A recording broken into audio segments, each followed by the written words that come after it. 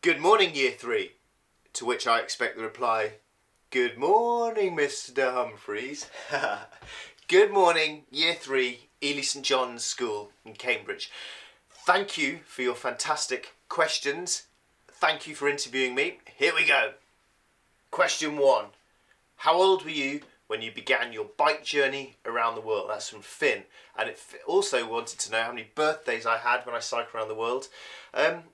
I was 24 when I set off to cycle around the world. I'd just finished university and I trained to be a teacher actually, but I realised that being a teacher is very, very hard work, and I'm a very lazy boy, and that actually a much easier option than being a teacher was to spend 4 years cycling around the world, crossing deserts, cycling through Siberia in the middle of winter.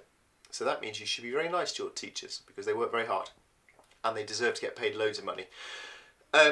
I had 4 birthdays when I was cycling around the world, and birthdays were quite a sad, lonely time really. Same as Christmas, I miss my friends, miss my family, and this is the sort of sacrifice you have to make for big, long journeys or doing anything difficult in life. Is there's hard times to it too, and being away from home on your birthday is a bit rubbish. Which leads on to Izzy's question of what made me bike around the world and leave my family behind. Of course, leaving my family behind was sad and I missed them, but I knew that they would always be there for me, and that there was only a certain time in my life when I could go have big adventures, and that seemed worth it, worth going off into the world to explore, to see beyond little old Britain where I'd spent all my life, and just to see how 7 billion people in the world live their lives, seeing normal things in different countries, how kids walk to school in Africa, or how they help their families in the fields in the Andes. It's really interesting to just see normal life around the world. Also, I wanted to challenge myself. I wanted to do something difficult and tough. As I've told you, I was too lazy to get a proper job and be a teacher, and I had this dream, unrealistic but a dream, to one day be a travel writer. So I needed to have some adventures to write about.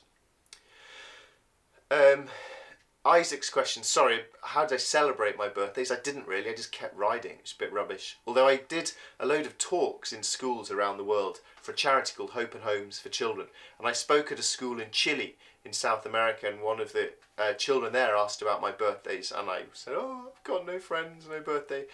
Next day was Saturday, and I was staying with a teacher there for a few days. There was a knock on the door, opened the door, no one there, looked down, small people, probably about year 3, no offence, and they'd come to throw me a birthday party. I had cake and we had a party. So I did actually have one birthday party thanks to those children in Chile, in a town called Concepcion in Chile.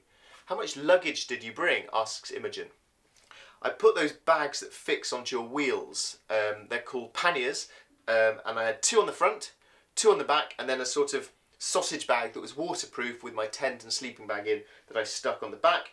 And on the front, on the handlebars, I had a small bag where I could put things that I would need along the way, like my camera, sun cream, things like that. And also in the side of that, I tucked my toothbrush and toothpaste, because you know you're meant to brush your teeth for 2 minutes in the morning, and you will know, being year 3, that you probably can't be bothered to do that. So what I would do in the morning, I'd get on my bike, I'd start riding, and I had 8, 9, 10 hours of cycling to go. So I'd just start the day riding along, brushing my teeth, 2 minutes, to kill a bit of time and make sure I had nice clean teeth. How do you cross oceans? Asks Struan. I crossed oceans by boat. So I crossed the English Channel to France by ferry. I crossed the Atlantic Ocean to South America on a sailing boat. I crossed the Pacific Ocean to Asia.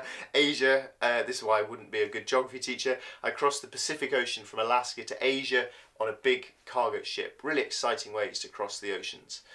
What did you do at Christmas? Asked Gregory. Well, Christmas, my first Christmas, I was in Jordan in the Middle East. It's a Muslim country, so it wasn't Christmas, it was just Tuesday, a normal day. I actually arrived at Petra, which you should Google. It's one of the coolest places in the world. So that was quite a nice place to be on Christmas Day. My next Christmas Day was in Cape Town, South Africa, and a family invited me a hot, sunny barbecue. Next Christmas was in Colombia, It wasn't very exciting. Next one was in Japan, again, not really a Christian country, and lots of people seem to eat Kentucky Fried Chicken as the nearest to turkey. And then I was pleased to get home just in time for my 5th Christmas. My favourite place, asks B. It's really hard because you like places for lots of different reasons. For example, there were places where I loved the people, the Middle East, wonderful people. There are places where I love the food, Japan, Middle East again, Georgia, China. There were places where I loved the landscapes, Bolivia, Kyrgyzstan, and there were places that were just easy and fun and friendly and kind, like riding through America. So I liked everywhere for different reasons.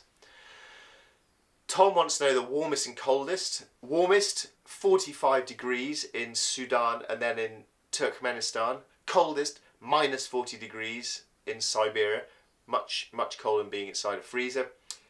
If you had to choose, I think the hardest is being...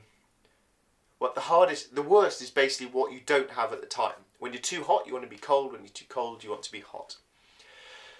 Favourite food? Oh, I just mentioned some nice places for that. I did enjoy China and Lebanon. Ethiopia has really good food. Spicy, but really good. My favourite animal... I'm guessing Toby means my favourite animal to see, not my favourite animal to eat. Dog in China. Sorry. Favourite animal? Seeing whales when I crossed the ocean was pretty awesome. Seeing elephants and giraffes cycling through Africa. Seeing grizzly bears cycling through Canada and Alaska. They were all pretty wonderful. I liked llamas too. They were fun and a bit silly. Did you really eat barbecued guinea pig? Asked Dylan. Dylan, if you have a guinea pig, I'm sorry. Yes, I did. They get served like this, with chips, and they're pretty tasty, I'm sorry to say. Kind of like chicken and chips. How many times do you have to repair your bike? Asked Sophie. I got through 3 bikes on the trip, so I had a lot of breakages and repairs along the way. But I also got so many punctures, I don't know, 50, 60 punctures. I had to fix lots of spokes. Because my bike was so heavy, it broke. The wheels broke a lot on rocky roads, and also quite a lot of time I just had to fix things using tape and string, whatever I could find, until I got myself to a city that had a proper bike shop. How do you keep in touch with your family? Asks Imogen. I didn't take a phone or a laptop because I wanted to be free of all that out in the wild. And when I got to an internet cafe in cities, I'd find a cafe that had computers where you could use the internet. That's what happened back in the olden days of 10 years ago. And I'd send emails from there and I'd say, hi mum, I'm here, I'm fine. From now I'm going to cycle to this next town. You won't hear me from me for about 2 weeks. Don't worry, I'll be fine. How much food did you have? Asks Megan. I would carry enough food to get me from one town to the next town. Sometimes that was food for 1 day, sometimes 2 days. I usually had a day's food spare just in case. Sometimes, say in Russia or in Alaska or in the Andes Mountains, I was carrying food for about 10 days. Think about how much food you have in 10 days. The bike gets really heavy then, particularly in dry places where you also have to carry lots and lots of water. 17 litres is the most water I carried, which weighs, that's right, no, not you, yeah, that's right, 17 kilograms, heavy stuff. How long did it take you to write the 3 books for children, The Boy Who Bite the World? Asked Edward. I've done about 1,000 talks in schools to children about cycling around the world, and so that 1,000 talks helped me in my head work out what bits hopefully were interesting for children before I started to write.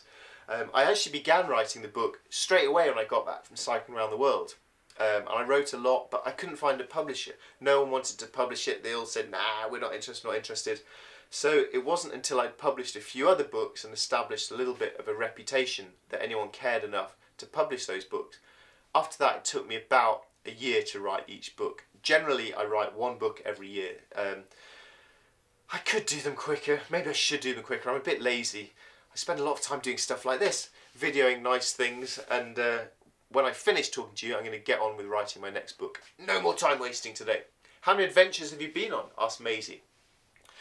I've no idea. I've been on quite a few big ones, like cycling around the world, walking across India, walking across desert, rowing across the Atlantic Ocean. Big things like that, maybe 10.